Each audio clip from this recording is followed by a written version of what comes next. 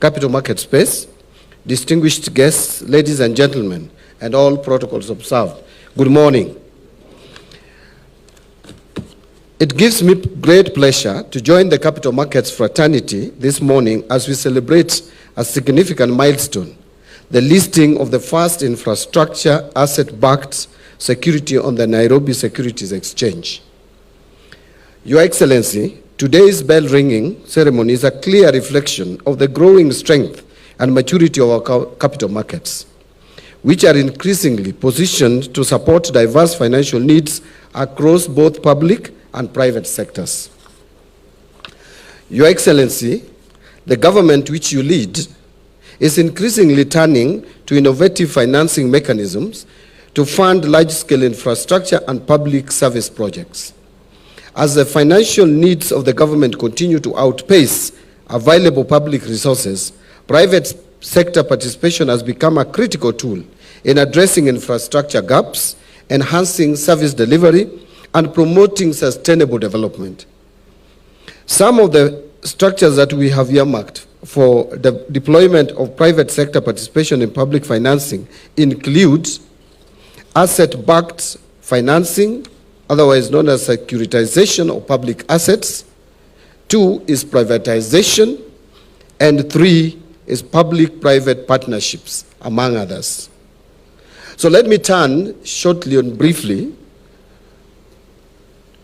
to the state corporation reforms. Your Excellency, as directed, we are carrying out an economy-wide and state corporation sector-specific reforms and corporation-specific restructurings as an end in itself, and also in response to policy and business dynamics. The dynamics include the following.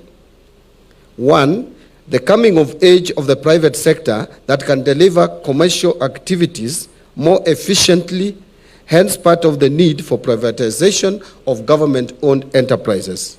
And therefore, the need to elevate the role of government to one of policy and regulation to support commercial activities of the private sector, to avoid conflict at the commercial operations level.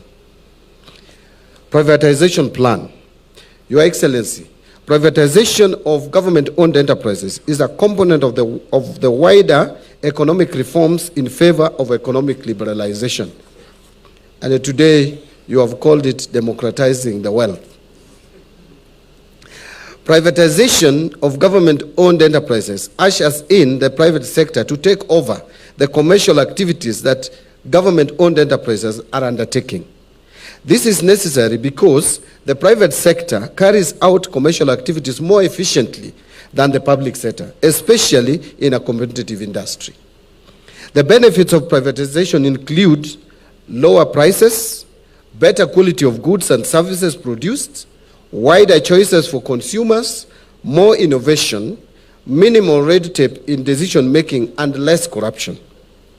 To safeguard these benefits of privatization, the government has a social obligation to maintain a fair business environment through appropriate regulations and policies. Already, Kenya has developed a fairly robust regulatory environment with the Competitive Authority of Kenya overseeing all sectors of the economy, supported by sector-specific regulators such as the Communications Authority of Kenya. Now, I want to give just a quick overview of the key successes of privatization, just mentioning 3.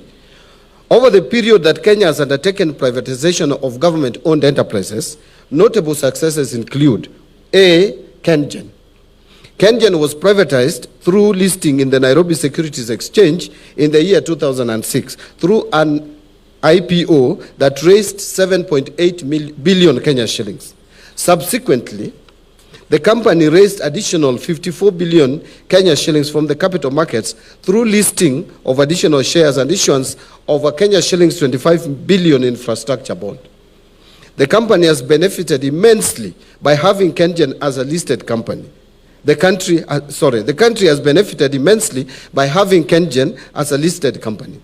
The ability to raise funds from the capital markets has helped the company fund major electricity generation projects, especially from renewable sources, enabling the country to produce most of its electricity from green sources. From the efficiencies built through infusion of private sector practices, KenGen has been able to stabilize electricity supply in Kenya by increasing installed capacity from 945 megawatts in 2006 to 1,904 megawatts in 2023, mostly from renewable sources and most of the financing coming from the capital markets. KCB. KCB Group was among the first owned enterprises to be privatized by the government of Kenya through issuance of shares through the stock exchange in 1988. 35 years later, the bank now operates in 7 countries, 598 branches opened, 33 million customers, and over 12,000 employees. The entire growth of the bank was financed internally and largely from raising funds in the capital markets. The privatization of KCB remains one of the key success stories in Kenya's investment optimization decision since independence. And lastly is Safaricom PLC. The government of Kenya established Safaricom in 1997 as a fully owned subsidiary of Telecom Kenya.